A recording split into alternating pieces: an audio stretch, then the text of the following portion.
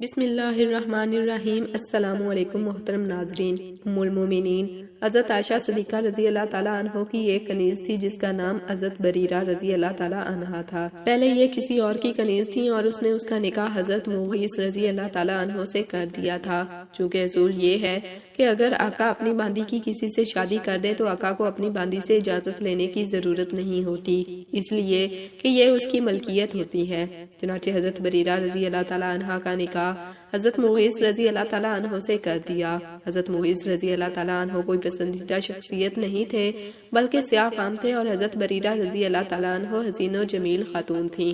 اسی حالت میں ان کا نکاح ہو گیا۔ حضرت عائشہ صدیقہ رضی اللہ تعالیٰ عنہ نے چاہا کہ ان کو خرید کر آزاد کر دیں، چنانچہ حضرت عائشہ صدیقہ رضی اللہ تعالیٰ عنہ نے ان کو خریدا اور پھر آزاد کر دیا۔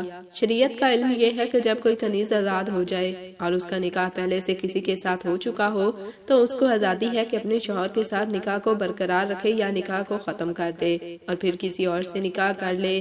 جب حضرت بریرہ رضی اللہ تعالیٰ عنہ آزاد ہوئی تو شریعت کے مطابق ان کو بھی فسخ نکاح کا اختیار مل گیا، اور ان سے کہا گیا کہ اگر تم چاہو تو مغیث رضی اللہ تعالیٰ عنہ سے نکاح برقرار رکھو، اور اگر چاہو تو اس نکاح کو ختم کر دو۔ انہوں نے فوراً کہہ دیا کہ میں مغیث رضی اللہ تعالیٰ عنہ کے ساتھ نہیں رہنا چاہتی، اور اپنے نکاح کو فسخ کر دیا۔ اب چونکہ حضرت مغیث رضی اللہ تعالیٰ عنہ کو ان سے بہت محبت تھی۔ حضرت عبداللہ بن عباس رضی اللہ تعالیٰ عنہ فرماتے ہیں کہ وہ منظر اب تک مجھے نہیں بھولتا کہ حضرت مغیث رضی اللہ تعالیٰ عنہ مدینہ کی گلیوں میں اسی طرح گھوم رہے ہیں کہ ان کی آنکھوں سے آنسو بہہ رہے ہیں اور آنسوؤں سے داڑھی بھی تر ہے۔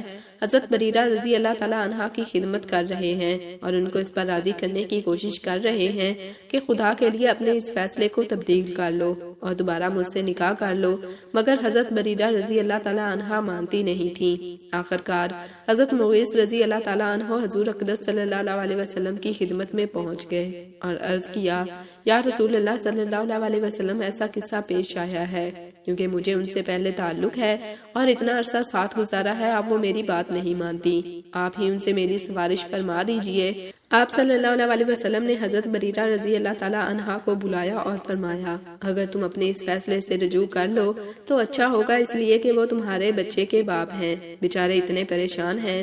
حضرت بریرہ رضی اللہ تعالیٰ عنہ نے فوراً سوال کیا، یا رسول اللہ صلی اللہ علیہ وسلم، آپ یہ فرما رہے ہیں کہ رجوع کر لوں، یہ آپ کا حکم ہے یا مشورہ ہے؟ اگر آپ کی طرف سے یہ حکم ہے تو بے شک سر تسلیم خم ہے اور میں ان کے ساتھ دوبارہ نکاح کو تیار ہوں۔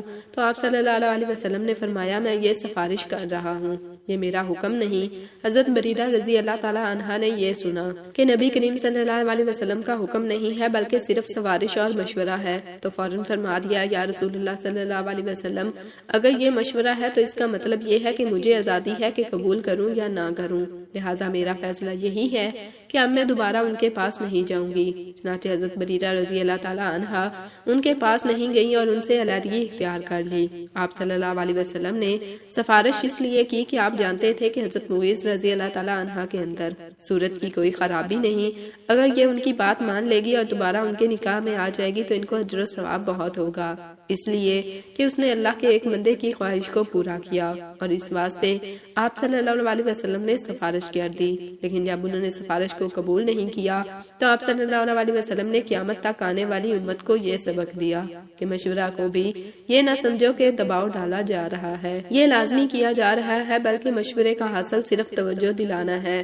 اب اسی کو اختیار ہے، چاہے وہ اس پر عمل کرے چاہے عمل نہ کرے۔ ناظرین، کمنٹ باکس میں اللہ تعالیٰ کے 99 ناموں میں سے ایک نام ضرور ٹائپ کریں۔